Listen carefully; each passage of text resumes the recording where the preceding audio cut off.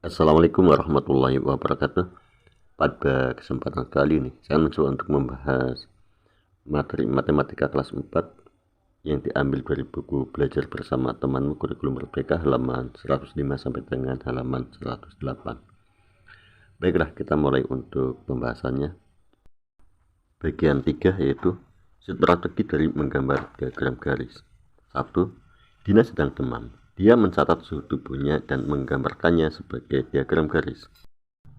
Agar lebih mudah untuk dipahami, saya perbesar diagram garis yang dibuat oleh Dina, di mana pada sumbu mendatar tercatat untuk waktunya yaitu pukul 6, 8, 10, 12, 2, 4, dan 6. Adapun untuk sumbu tegak atau sumbu vertikalnya yaitu tertulis untuk skala suhunya yaitu 0, 10, 20, 30, 40, di mana untuk skalanya di sini adalah kelipatan dari 10, sehingga bisa dinyatakan bahwa setiap kolomnya adalah menunjukkan 1 derajat.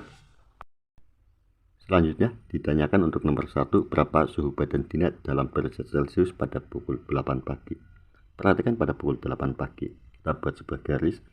Di sini pada pukul 8 pagi menunjuk pada titik 37,5 atau 37,5. Dengan demikian, suhu badan Dina pada pukul 8 pagi yaitu 37,5 derajat Celcius.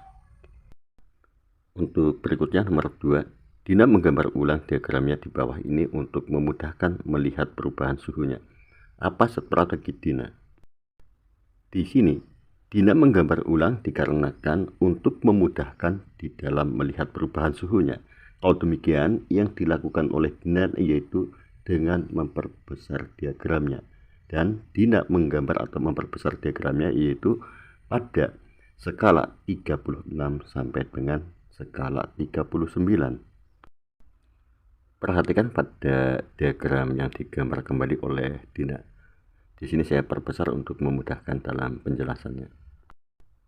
Berikutnya, ditanyakan berapa titik yang digunakan skala untuk kenaikan 1 derajat Celcius. Untuk mengetahui berapa titik yang digunakan skala untuk kenaikan 1 derajat Celcius, kita bisa melihatnya dari sumbu tegaknya.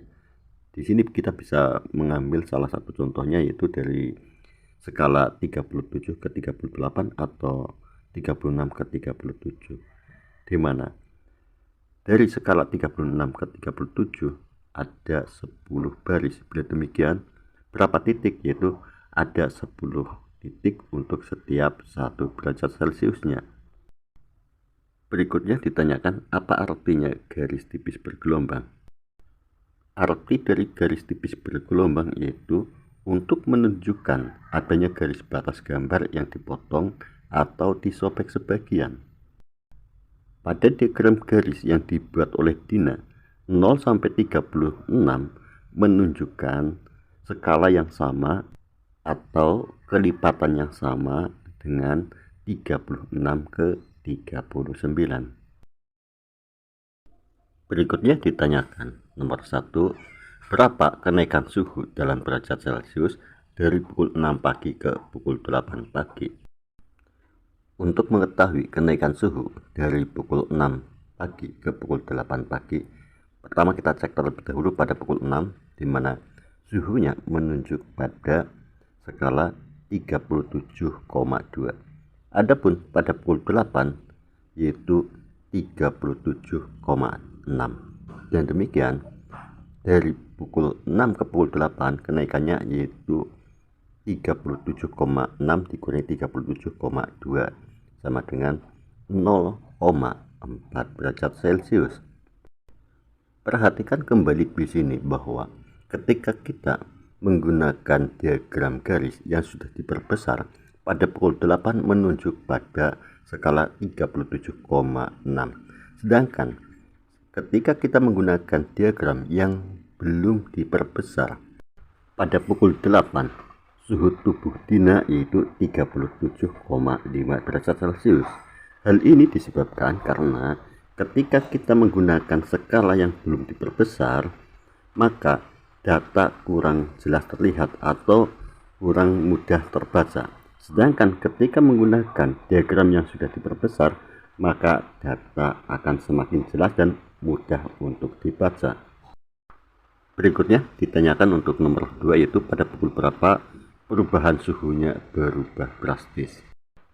Untuk mengetahui perubahan suhunya yang berubah drastis, pertama kita akan cek satu persatu, yaitu yang pertama pada pukul 6 suhu tubuhnya yaitu 37,2, pada pukul 8 yaitu 37,6, pada pukul 10 suhu tubuhnya yaitu 38,5, pada pukul 12 suhu tubuhnya yaitu 38,8, pada pukul 2 suhu tubuhnya 38,8, pada pukul 4 suhu tubuhnya yaitu 37,5, dan pada pukul 6 suhu tubuhnya yaitu 36,5.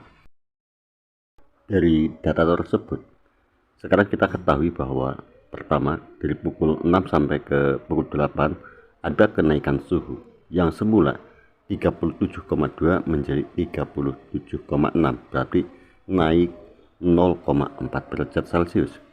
Adapun yang kedua, pada pukul 8 sampai dengan pukul 10 ada kenaikan suhu, yaitu yang semula 37,6 menjadi 38,5, berarti naik sebesar 0,9 derajat Celcius. Berikutnya, pada pukul 10 sampai dengan pukul 12 ada kenaikan suhu yang semula 38,5 menjadi 38,8, berarti naik sebesar 3 derajat Celcius.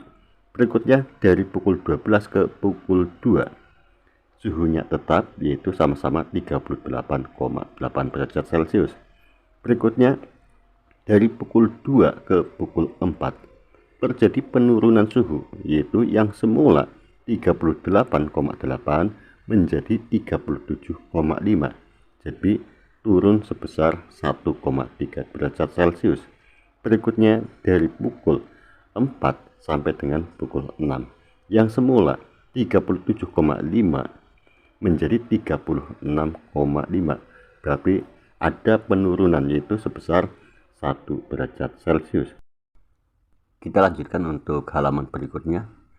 Tabel di samping menunjukkan banyaknya kertas bekas dan kertas yang terkumpul. Perhatikan pada tabel di mana ada banyak kertas bekas dan terkumpul mulai dari tahun 1996 sampai dengan tahun 2007. Nomor 1. Ayo gambar diagram garis dari tabel di samping dan memperhatikan skala pada sumber tegak. Baiklah, kita akan membuat terlebih dahulu diagram garisnya untuk data kertas bekas dari tahun 1996 sampai dengan 2007.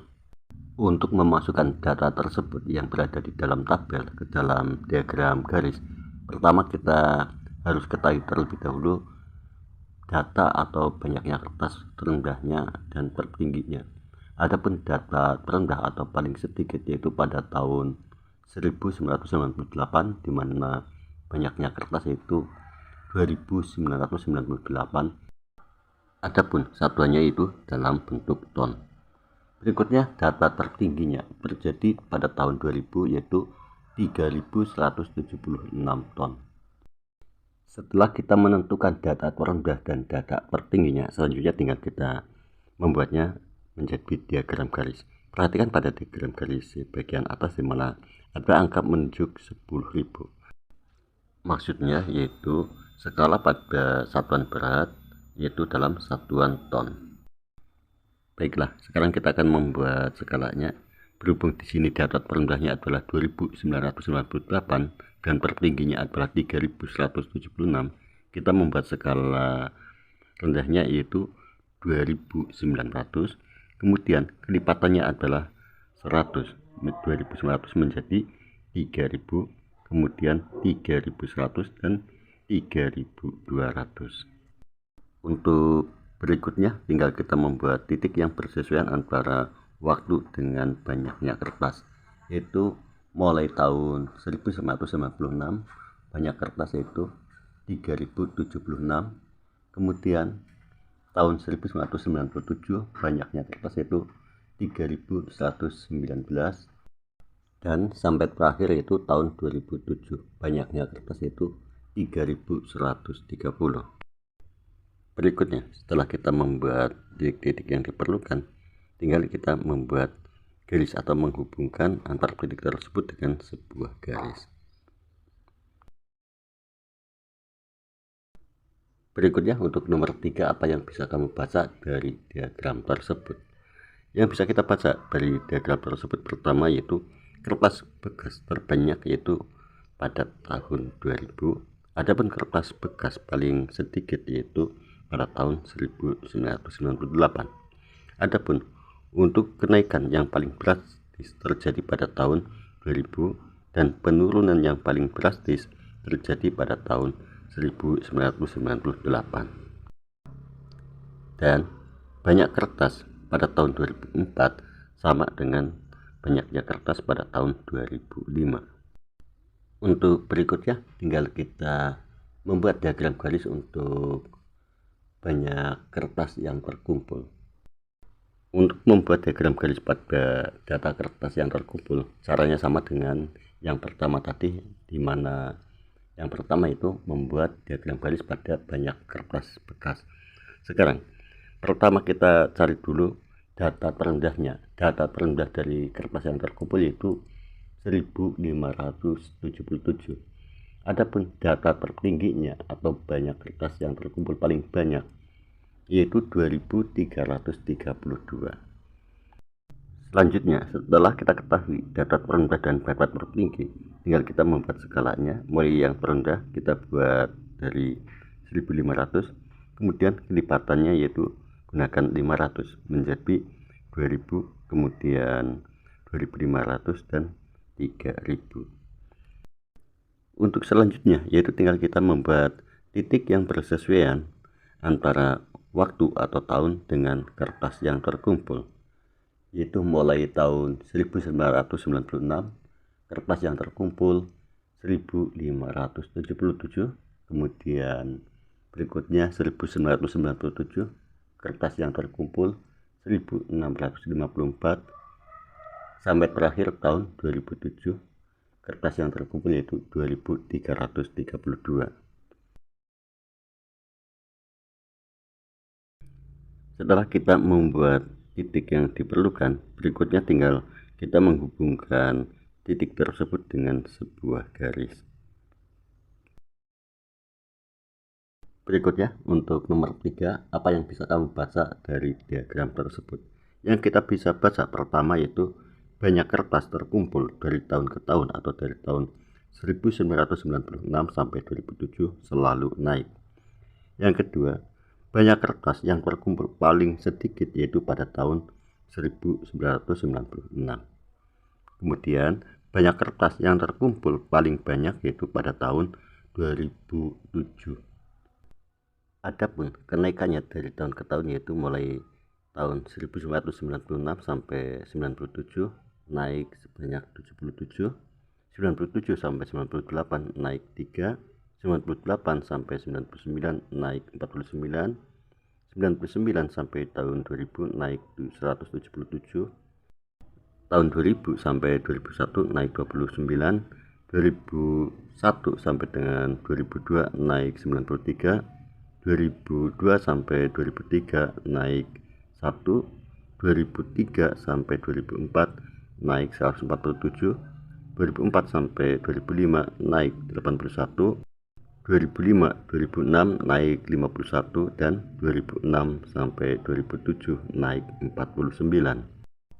Dari data tersebut, maka kenaikan paling drastis atau paling banyak yaitu pada tahun 1999 ke tahun 2000, di mana kenaikannya sebanyak 177. Adapun kenaikan yang paling sedikit terjadi pada tahun 2002 sampai tahun 2003, di mana kenaikannya yaitu hanya 1. Untuk selanjutnya yaitu mengeksplorasi panjang bayangan. 3. Ayo catat panjang bayangan dan mendatanya. Tabel berikut menunjukkan catatan panjang bayangan dari sebuah tongkat sepanjang 10 cm yang diukur di bulan Juni dan Desember. Ayo tunjukkan data tersebut dengan diagram garis pada halaman berikutnya. Baiklah, sekarang kita akan membuat diagram garisnya untuk kedua tabel tersebut, yang mana keduanya akan kita buat dalam satu buah diagram garis. Untuk yang berwarna merah merupakan panjang bayangan pada 21 Desember dan biru untuk panjang bayangan 21 Juni. Untuk selanjutnya tinggal kita membuat titik-titik yang bersesuaian antara waktu dan bayangannya. Yang pertama kita akan membuat untuk yang panjang bayangan pada atau diukur pada 21 Desember, di mana pada pukul 8 bayangannya adalah 51 cm, pukul 9 27,8 cm, dan sampai dengan terakhir yaitu pukul 15 panjang bayangannya itu 36,1 cm. Setelah itu tinggal kita membuat garis yang menghubungkan dari titik-titik tersebut. Untuk berikutnya tinggal kita membuat untuk diagram garis pada panjang bayangan 21 Juni.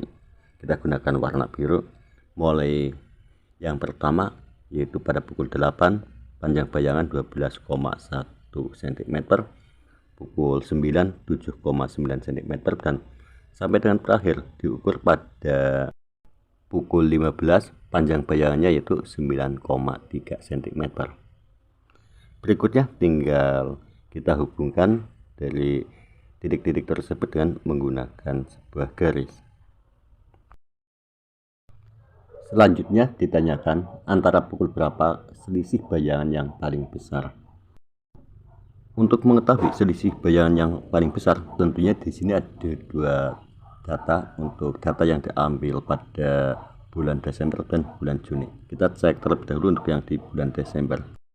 Pada bulan Desember pada pukul 8 sampai 9 selisihnya itu 23,2, pukul 9 sampai 10 selisihnya 7,8, 10 sampai 11 selisihnya 3,2, 11 sampai 12 selisihnya 0,5, 12 sampai 13 selisihnya 1,8, 13 sampai pukul 14 selisihnya itu 5, dan pukul 14 sampai 15 selisihnya 13 cm. Dengan demikian, selisih bayangan yang paling besar untuk bulan Desember yaitu terjadi pada pukul 8 sampai 9, yaitu sebesar 23,2 cm. Untuk berikutnya, selisih pada bulan Juni. Pada pukul 8 sampai pukul 9 selisihnya 4,2, pukul 9 sampai pukul 10 selisihnya 3, pukul 10 sampai 11 selisihnya 2,1, 11 sampai 12 selisihnya adalah 0,7, 12 sampai 13 selisihnya adalah 1,4, 13 sampai pukul 14 selisihnya 2,5, dan pukul 14 sampai 15 selisihnya 3,3 cm. Adapun dari data tersebut kita bisa melihat bahwa selisih paling besar pada bulan Juni terjadi pada pukul 8 sampai dengan pukul 9, yaitu sebesar 4,2 cm. Untuk selanjutnya ditanyakan yaitu untuk yang nomor 2, apa yang bisa dipelajari dari diagram tersebut? Yang bisa dipelajari dari diagram tersebut diantaranya adalah 1. Memudahkan dalam membandingkan data. Sebagai contoh di sini tongkat yang diukur pada bulan Desember dan bulan Juni, kita bisa membandingkannya bahwa pada bulan Desember bayangannya itu secara keseluruhan lebih panjang dibanding dengan yang diambil pada bulan Juni. Dan juga yang bisa kita pelajari selain itu yaitu adanya perubahan bayangan, di mana perubahan bayangan dipengaruhi oleh perbedaan waktu. Dalam hal ini adalah perbedaan bulan. Demikianlah latihan soal yang bisa saya sampaikan. Semoga bisa dipahami dan bermanfaat. Cukup sekian. Wassalamualaikum warahmatullahi wabarakatuh.